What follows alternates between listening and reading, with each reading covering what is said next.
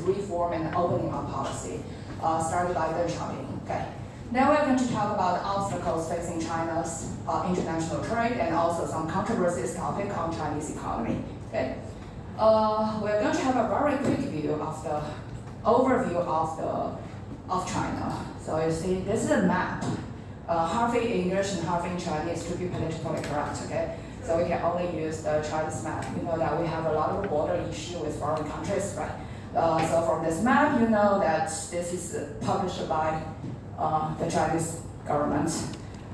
First of all, Taiwan is ours, right? And the second is we have a long, big line in the South China Sea, right? So this have to be politically right, okay? So you know that this is a map published by China for a couple of reasons. One reason is China is in the center of the world, right? So have you guys ever seen the US published map? So United States is in the middle, and the European and China is actually squeezed on the other side, right? So this is actually the typical US published map. So how many guys have ever seen, you guys are close to Australia.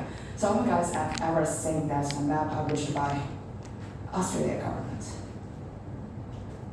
There are a couple of interesting features over here. First of all, Australia is in the center of the world, super big. And the second, the whole map is upside down. So they put the South Pole on the top and North Pole on the bottom. Okay? And you guys know that except Indonesia, every possible country is far away from Australia, right? So it probably took 16 hours flight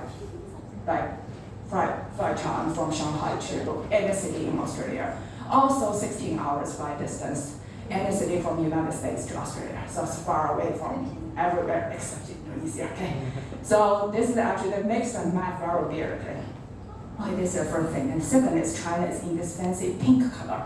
I have no idea why a government published a map will make their own country in pink, but you can actually see that this is an official map. Your own country, the whole country is always in pink. Maybe pink is a noble color in this kind of European history. I don't know why, but it's in pink, right? So from this map, you probably see that there are a couple of features we'd like to talk about. First, China is the second largest country in population. We have 1.4 billion people. We surpassed by India 2 years ago, okay? So you see that I've updating this Trade with China lecture for undergrad students and also the high school students for many years. So before 2022, I always say that China is the biggest country in population. But after 2022, we realized that India surpassed China as the biggest country in population. So the other country we like to mention over here is very important, is United States, okay? So United States is the third largest country in population, though its population is only 0.3 billion people, and followed by you guys, right? Followed by our friends Indonesia, a little bit less than, I think, 0.28 billion people, right? Yeah, 76. Yeah. So this is actually, this big area is actually Indonesia over here, okay? So you see that for the population size, both China and the United States are big, right? And when we talk about the land area, depending on where you learn your elementary education, so China can be the third largest country in land area, or the fourth largest country in the land area. So I asked my US friends, they told me, their textbook said United States is the third largest country in the land area. And I have my elementary like geography in China. And I think that Chinese kids over here can reply, right? You learned that China is actually the third largest country in the land area, right? So this is what we learned. What does this mean? These two countries have very similar size, right? So they all have about like 1/15 of the whole world land area. Of course, the biggest is Russia, the second biggest in Canada, and the most of the places are over there. Neither arable, right? They cannot plant anything because it's too cold, nor livable because it's too cold, right? So this is actually the land size that we talk about what's more related to international trade and the economics is the GDP. So if you're looking at the GDP size, you guys know the nominal value versus the real value, right? So if we talk about nominal value, this is actually the really documented number every day. So United States is about like 24%, or maybe 24 to 26% of the whole world GDP. And China, by the number, I think that 2023 and 2024 probably will be 18%. So similar size. If you're looking at the real value, this is what economics would actually let you do. We do purchasing power parity adjustment. So because most of stuff in the United States are relatively more expensive, well, most of stuff in China is relatively cheaper. Things are even cheaper in Indonesia. Yeah, I think so. At least my travel guide is actually cheaper than the Chinese travel guide, something like that. I pay a very reasonable amount and had a very good, I have my own driver and my own travel guide. The only problem is not a Chinese travel guide, it's an English travel guide, it's fine. Doesn't matter that much. But overall, you guys will see that if we do this purchasing power parity adjustment, try to calculate the real GDP of China and the United States, we both about 20%. So very similar size. So this is the actual reason two countries occupy about 40% of the whole world GDP. And the United States is the biggest importer. China is the second biggest importer. United States is the second biggest exporter, I believe so. If we put EU together, sometimes EU may export more than United States, but US did export a lot. So China is actually the biggest exporter. You guys will see that. This is actually why US-China relationship is so important for the whole world economy, right? So 40% of the whole world GDP. And biggest and the second biggest in almost economic area, right? So this is actually the reason, if you're looking at the survey for multinational firms doing business in China or multinational firms doing business in China, so I think that starting from 2023, US-China relationship ranked top one concern, right? So, and especially our relationship seems to get worse and worse. Doesn't matter that much, okay? So you see that this is actually what happened. I learned a lot from the trip I've been to Indonesia. I think that the Chinese company started to build high-speed rail in Indonesia, right? In the past few years, right? When I was there, there's still not like the fast-speed rail in Indonesia. I asked a very stupid question, like to my travel guide. So I realized that when I'm flying from Jakarta to Yogyakarta, it took only an hour, right? So an hour for me, right? It's just like Shanghai to Hangzhou, right? Take off and land. But nobody. Also, I think that we canceled Shanghai to Hangzhou flight for a few years already, because if you took the fast-speed rail, it's probably like an hour. It's only an hour from Shanghai to Hangzhou, right? But flight is different from train service, right? Train service, you can arrive at the train station the last minute, right? The check-in process was way easier, right? They started Shanghai to Hangzhou airline again. The main reason is for the connection purpose, But the idea right here is I asked my travel guide to say that if there any like train between Jakarta to Yogyakarta, right? This is actually my first question. So my travel guide answered yes.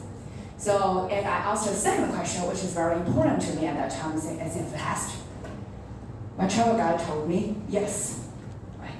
So at this moment, I feel that, so at that time, I felt that I'm super stupid, right? So when I travel in Germany, I usually only fly to Frankfurt, and then I will take the high-speed rail everywhere, right? Similarly, that if you go to China, you can travel by high-speed rail in China every place because China is too big, right? But the idea is I've been to Indonesia. I feel that if it's just an hour flight, it should be very close, right? From these two places, if you guys have the high-speed rail. So I asked the good thing is I asked that how fast it is. A travel guide told me that it's very fast. You get on the train in the night and you arrive in the morning. It's 10 hours. I said, oh, Indonesia need high-speed rail, okay? So this is actually how the Chinese economy boosted up, and actually India copied that in the past 2 years. You guys know that. Later we are going to show the figure. India actually has the highest GDP growth rate for big economy last year. Their GDP growth rate reached to 7.4%, okay, last year. So the main driving force for the GDP growth in India last year is actually infrastructure construction. And high-speed rail is a very good example for the infrastructure construction, okay? Okay, so this is actually what happened. Okay, we talk about GDP per capita, US and China are different, okay? So you see that in 2023, United States has a nominal value of almost 82,000 US dollar. Rich country, ranked number 6. The top 5 is Luxembourg, Switzerland, Ireland, Norway, and Singapore. Okay, so they are higher than this 82,000 US dollar. And in China, you guys see, think about it. We have 1.4 billion people. The whole world population is 8 billion people. Our GDP is about 1/5 of the whole world GDP. So if you do this calculation carefully, not carefully, easily.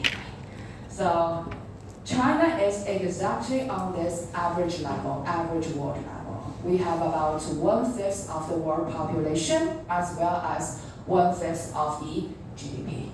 So the GDP per capita, that's the average level. So China's GDP per capita, usually the ranking changed a little bit, but usually rank like in 60s. So the good years, we probably have like rank 60, 61, 63. I think last year was not very good because the exchange rate did not favor us, right? So the Chinese yuan depreciated against the US dollar significantly in 2023. So last year, the China has the GDP per capita 12,000 US dollar, and its ranking is like 69. So there are about 200 countries, okay, listed in UN. This number changed because of the war and everything. And 164 are in WTO. So what is WTO? World Trade Organization. That means those countries favor free trade. So we want to do this kind of international trade freely, okay? So among those countries, China ranked about like 69, so 60 to 69 this range, okay? So you can see that China is actually a big, medium income country, right? Big, of course, right? And the United States is big and rich, right? So this is actually, we are showing this GDP per capita. This is actually the China's mainly trade partners over here. So you guys see that the biggest trade partner over here is the United States, having a very sharp bar, richest country. And you see over there to Spain, right? You guys know this shortcut, right? So United States, Australia, Canada, Germany, UK, France, Italy. We have students from Harvard. We have you. Japanese? So Japanese, Japan. This Korea is South Korea, okay? Republic Korea. I don't care that much because I never taught students from North Korea. So I've been teaching in the United States for like 5-6 years and been teaching in China for more than 10 years. I've never met a single student from North Korea, so make me feel very happy to make fun of them. Yeah, so otherwise you'll get discrimination issue in the United States, right? So that's fine. This Korea is South Korea, okay? Advanced economy poor, okay? And we have Spain, right? Spain. And we also have the medium income country, including Russia, Mexico. This is our China, okay? Brazil, IDA is you guys, right? It's India. I think this is yours. IND is in India. IDA is your, yeah. You guys are either IDN or IDA in the coding number, okay? IND is India. You guys have 5,000, I know the number, you guys have 5,000 GDP per capita, not 2,000 guys. So India only half of you guys. So they have a much bigger hub. Yeah, so depending on which international organization you are using, so you guys are either IDN or IDA, Indonesia. So India is IND, okay? Okay, at least just solve one of your issue, right? So we also have like Vietnam over here, right? Vietnam over here, okay? So this is actually the economic development style for China's trading partner over here. And then we're going to check out the GDP growth rate. You see that the darkest green, the farthest green color is more than 6% last year. And the second darker green, what is the green? That doesn't matter. It's 3 to 6%. Light green is 0 to 3%. And then we also have negative numbers. So this chart is actually showing that you see that both China and Indonesia actually are developed very well. It's 3% to 6%. China is actually having GDP growth rate 2020 35.2%, exactly like our expectation. Yeah, we always can have our GDP growth rate exactly as our planned number. I don't know how much we manipulated, but both IMF and World Bank accepted the number. That means it has some reason, right? And the United States having a number, though it's actually lighter gray, but US did a pretty good job last year. They have GDP growth rate 2.5%. The fastest growing country, big country last year is actually India. It's 7.4%. I think the driving force is actually infrastructure construction. Okay, they want to make the driving force to be the manufacturing production, but it's actually very difficult. So they have the infrastructure construction as the main driving force for the Indian growth. Okay. Okay. Then we want to looking at this so-called long-run economic growth rate. So last page is a short-term snapshot. When I was teaching this course during the COVID period, you guys know that this previous chart was in ugly red. So a lot of the countries are actually having a negative GDP growth rate, and even very negative number like less than like -3%. Okay, but this year's overall is actually green value. But what's more important is actually this long-run economic growth rate. So we pull out the number from 1980 to 1924. 24 is actually expected number, and we have the emerging market and developing countries, okay, as the benchmark. This green one on the top is China. Okay, apparently this is actually auto-selected by the IMF, this color. Otherwise, if the Chinese government picks the color, Chinese government will pick red, right? So this is actually a country difference. So for Chinese people, red is actually a lucky color. So this actually happen. The blue line is, I think, is United States, and the purple line is actually EU, the European Union. You guys will see that advanced economy overall the develops are relatively slower because their base is higher. Guys get it right?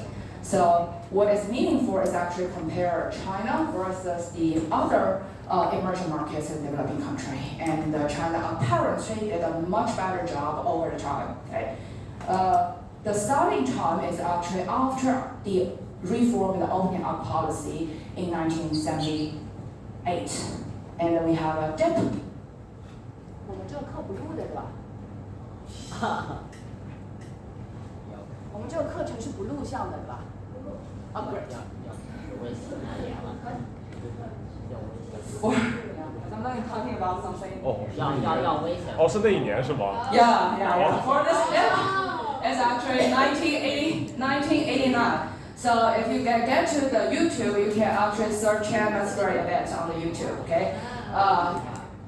June the 4th, right? So then, 10 years after reform and opening up, right? So Chinese college students would like to have a political structure change, but they failed. And then there were actually a 3-year loss of actually a very bad recession on the economic side as well. And after 1992, which is also an important year, so the focus is not the Tiananmen Square event. The focus is 1992, Xiaoping had his South China tour. And states that opening up and reform and opening up will be this policy will be carried on and on, okay? So there you see that this GDP growth rate starting from 1992, right? So we have a centralized system, right? From the top to the bottom. So the GDP growth rate is actually high over there. So for the past, the other sharp dip for other economy, but not China, we have a very relatively milder dip, is actually 2008 recession, right? So it's kind of global recession. And this global dip was COVID, right? Was COVID. Okay, so this is actually, you see that all the numbers show the policy and the global trend as well, right? So what actually happened? So this is actually why popular economics, we would like to dig into data, right? Something that you will never be able to hide from the data, right? So, but if you look at this, right, so I say something good for the Communist Party of China. So if you look at this, China overall behaved much better. In the past more than 40 years, 45 years, China's average GDP growth rate is about 8%. It's a very significant number. Because I'm not talking about Chinese economy this course, we are going to focus on the trade part. So I also have a slide in another lecture. So I also have a slide talking about the faster growing 40 years for 4 representative countries: China, Korea, Japan, South Korea, Japan, and Germany, right? They all experienced a faster growing period, right, for about 40 years. And even comparing these 4 countries, so China still has the fastest growing rate, right, compared to the other good example, best example, developing examples in the world. So this is actually, I think that Communist Party did a pretty good job in the past 40 years, and significantly pour China from a poor country with 97%, 97 maybe a bit kind of like it's true, with more than 80% of population under extreme poverty to the middle income level. Okay. We almost eliminate the, what the Chinese government would say is we completely eliminate the extreme poverty situation in China. Okay, so this is actually what happened. So a very important turning point for the Chinese economy, as well as for the international trade. So this historical turning point is 1972.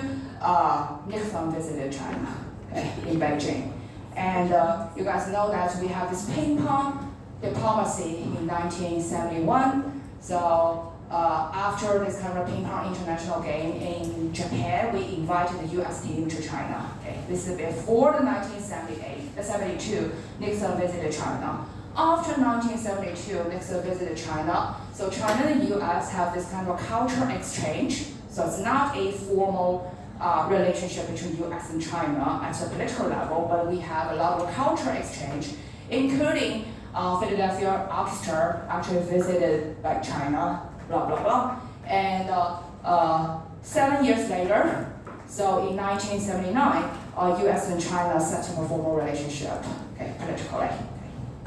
But this is a very important part. So we're looking at the China trade. As we mentioned, I give you guys a brief review of the Chinese economy. You guys know that those timing has actually very important points, right? From 1949 to 1972, we were just like today's North Korea. So there will be no official international trade at all. Okay?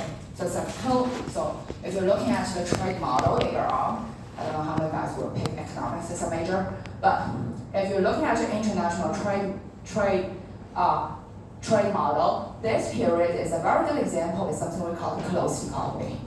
So we live by ourselves. We do not actually have. If we have trade, yes, we do. We have this kind of barter economy with like it's not Russia, it's Soviet Union, right? Soviet Union. So this is before 1972. So starting from 1972 is actually a very important historical point. After Nixon visited China, we have a very slow germination of the international trade. We started to do international trade with Western countries, right?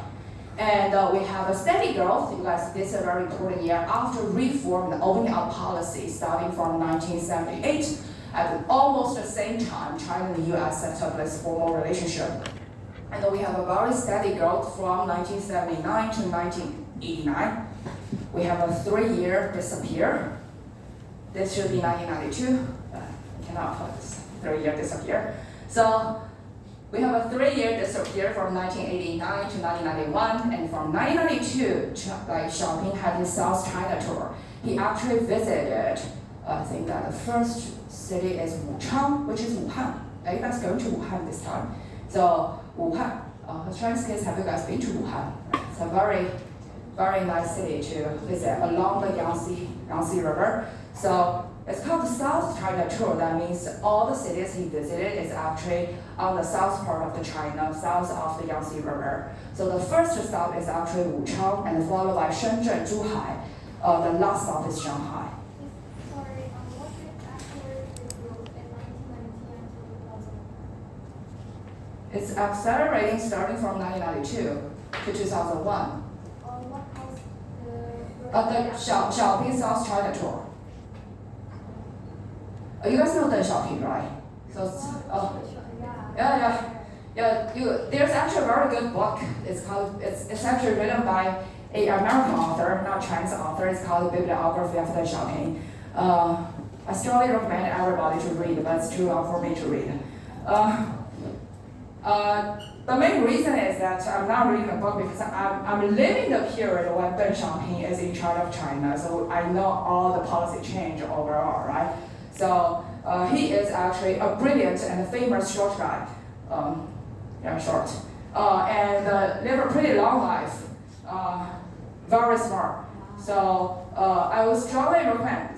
The only issue is this book is too thick. This kind of thick book, okay? But in English means that's not that bad to read, okay? If a book as thick as this one in Chinese, that's kind of a whole right? That's even longer. But the idea over here is this is Xiaoping's South China tour. So he visited Wuchang, Shenzhen, Zhuhai, and Shanghai. The last stop is Shanghai. And he actually stated that we would have an economic aspect, we would have this reform and opening up policy forever, right? And then the whole economy are very happy, right? Very happy. So we have an accelerating growth from 1990 to 2001, and 2001 is also a very important year for us. We joined WTO. So China joined WTO on December 2001. So this is actually, we have an explosive growth, right? So today we're actually more talk about this kind of green energy and everything. So we want to have a high quality international trade, right? So this is actually what happened, right? Okay, now we're going to talk about what will happen for our international trade, okay? You see this is 1980, right? So the 1980 compared to the 2023 number, the 1980 is almost, from the number is almost a comparison, not zero, right? But because the 2020 number is so high, and the 1980 number is neglectable, right? So see, this is actually, we almost are from a closed economy, right? Almost from a closed economy, and then we gradually have, you see that there were a few years that China's exports are greater, are less than imports, very few years. But after 2001, you see the blue export line is actually getting higher than our imports line. And this difference gets larger and larger. I see that. This is something we call the trade surplus, right? So when exports are greater than imports, we have trade surplus. When exports are less than imports, we have trade deficit. Apparently, deficit does not sound a very good word, right? But international trade is different from government budget. So if you're looking at government budgets, right? So the trade surplus and it's the government surplus and government budget deficit. The deficit is definitely a bad thing. Surplus is a good thing, right? But for trade, right? So this is a beautiful part for the Chinese translation. It's actually not translated by Chinese people, it's actually translated by Japanese people. So if we are talking about government budget, our translation is 财政盈余 and 财政赤字. We still have 8 students in China, 8 Chinese students, more than 8 probably.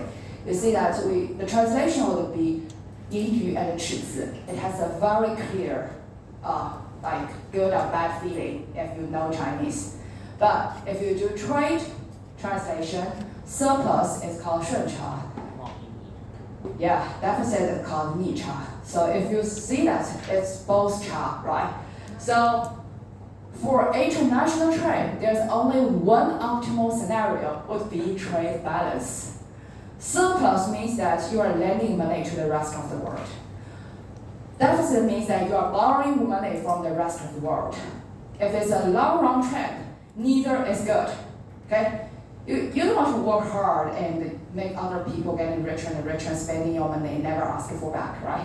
And like United States, they are a little bit worried because they always borrow money, right? They always borrow money. So when I was in the United States, the first part is the plumber of my apartment once told me that we are owing so much money to China. What shall we do if the China asks us to pay back, something like that? So this is a true worry. But the Chinese government we also worry. We are lending so much money to the United States. If you choose not to pay back, what shall we do, right? So if you're looking at international trade, it's a country-to-country level surplus and a deficit. Apparently, the optimal situation would be balance. We buy foreign stuff as imports, and we sell to the foreign market as exports. If you're looking at the international trade static model, we always assume we are going to have trade balance. That means trade balance would be an optimal case. Okay. So later we are going to. So I will put one question over here. You guys put this question in your mind. I will answer that by myself later on. Okay. So you will see that if we talk about international trade, so the import and export, it's very natural that if the Chinese product is cheaper, you are going to buy more, right? And if the foreign product's cheaper, the Chinese market should buy more, right? So if you're looking at most advanced economy, including United States, including European Union, if you're looking at their numbers, what will happen would be if my currency appreciates, foreign products will be cheaper, and therefore I buy more foreign products. If my currency depreciates, foreign products will be more expensive, but my product will be cheaper relatively to the rest of the world. I will export more and import less. So typically, if you learn your microfinance class, right? Microfinance class, you should expect actually for many advanced economies, it's actually true when import increase, export decrease. When export increase, import decrease, right? Makes perfect sense. But it doesn't happen.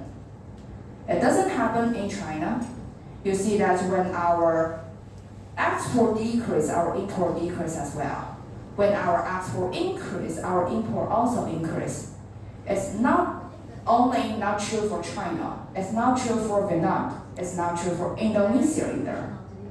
Why? Okay, so we will put this question in your mind, and then I'm going to explain why, okay? Because the production structure is quite different. Okay, so the share of import and export relative to GDP in China, you see that this from 1980 to 2006, China is apparently experiencing something we call the export-oriented industrialization. So the importance of international trade gets higher and higher. The peak year is 2006. Imports plus exports will be about 64% of the total China's GDP. Okay, and then this number decreases gradually. I see that. So for any developing countries, you will actually experience if you go through the export-oriented industrialization, including Korea, Japan, China, we all experience the importance of international trade getting higher and higher, reaching to a peak and a decrease. And from this decreasing point on, that means the domestic consumption in China gets larger and larger. The GDP grows faster than the trade, right? The GDP grows faster than the trade. And because China is very big, right? 2006, China already being one of the biggest exporters in the world. So if later when we talk about global supply chain, later we're going to introduce this definition. So when we talk about the global supply chain, 2006 is also the peak year for the whole world, the highest the proportion for the global supply chain. Okay. So later you see that traditional trade is a little bit different from the intermediate impulse trade. Okay. So this is actually what happened. Okay. Then we're going to talk about we are supposed to take a break in around 2:30， 对不对啊？我们是不是中间可以休息一下？否则这些孩子都要睡着了。Okay. I know afternoon time is actually very difficult for most of you guys. I feel very sleepy as well. So I drink a lot of coffee. Okay, coffee is a lifesaver for afternoon class. So we're going to look at this China's major trade partner. You guys don't have to take a shot. You see that? Did I put? I think I put this one. If you go to the World Bank, they have this kind of visualization. I'm not that. I don't work that hard, right? Making this chart by myself, right? This kind of data visualization softwares are everywhere, so you can Google it. China's biggest trading partner. Okay, the only thing I do is I grab whatever on the World Bank website to my slides, and then try to explain to you guys, right? So this is actually what happened. I think this chart is actually more organized than the World Bank one. So the red part is Asia, right? The red part is Asia. The blue part is North America. The blue part is North America. Is it future color? This pinkish. Purple. Pink, purple. Okay. So there's a color between pink and purple called future. So this pink and purple color is actually your EU, right? The Europe market. And we also have like South American and Latin American area over here, African market, and this tiny one, Oceania, right? Oceania has a lot of countries and can be segmented into 4 or 5 different sub-regions, but the only 2 I know is New Zealand and Australia. From the data, yes, Australia and New Zealand only over here, okay? So all the other countries' name, I have absolutely no idea what they are, okay? But I know that China's land construction team over there, because my friend worked over there, some like tiny little island in the Pacific. I could never name it, okay? He talked to me many times, I still can't remember, okay? So you see that China's biggest exporting partner is United States, okay? It's United States. And we have a lot of very important Asian partners, including, okay, this is some announcement I have to make over here. When we talk about international trade, we're actually talking about a custom border. So we're not talking about political border. So you will see that sometimes we will actually separate this EU into each country, but for European Union, many times we will actually put them together, okay? But we did separate China into Hong Kong, China, mainland China, Macau should be a small number over there, and Taiwan. So they are China politically, but because they actually are different, we have different customer rules, right? So we actually have, it's called one country, two systems, right? One country, two systems. So they are, when we talk about import and export, if we buy stuff from Hong Kong, it's actually imports, kind of international trade, okay? So if you guys search the World Bank data, right? Hong Kong has a code for it, and Macau also has a code for it. But what's sad is Taiwan does not have a code for it, right? So if you search the data from the World Bank, there will be a place called Other Asia. So this one he actually put in Chinese Taipei, right? I get it from a commercial website. So this one I actually explain this other Asia into Chinese Taipei, okay, this is Taiwan. But if you check this kind of official documents from the World Bank, IMF, United Nations, WTO, they could never say Taiwan. So they will have a country name called Other Asia. So an Asian district does not have an official code, but it does not belong to any other country from their custom rule. This is Taiwan, okay? And here, because I'm using the 2022 data, so here we also have China, right? Because you definitely will feel very weird, right? This is China's trading partner. How can we export to China, the mainland China, right? Okay, so in the World Bank, if you check the World Bank, 2024, they can only publish the 2021 data because they are going to segment this China, export to China, into different real destination. This China is the free trade zones in China. We are actually having, how many guys, do you guys actually visit Shanghai? Or you just study at? Not much. Oh, okay. Okay, Shanghai has a very, I'm local Shanghainese, right? So, Shanghai is a very beautiful city. We have a very beautiful bond area and also the French concession area in the downtown. And we don't have, but you guys is that. So we don't have a drinking age limitation. So no matter how young you are, you can buy drink by yourself. Nobody will check your ID. I guess your leader probably don't want to hear this kind of information. Because we have a strict limitation on the driving age. Okay, so this actually happened. But what's important over here is Shanghai also has what we call the free trade pilot zone. So with this free trade pilot zone over there at Waigaoqiao, and also Lujiazui, so there's actually a tiny area, and also the biggest part is the Lingang new area. I hate that translation, but anyway, so the Lingang new area, those kind of like free trade zone, this kind of free trade zone, actually are sharing a different custom border compared to the mainland China. We pay tariff in the other districts of Shanghai, but if we purchase stuff from the free trade zone, so Waigaoqiao over there, we don't pay tariff.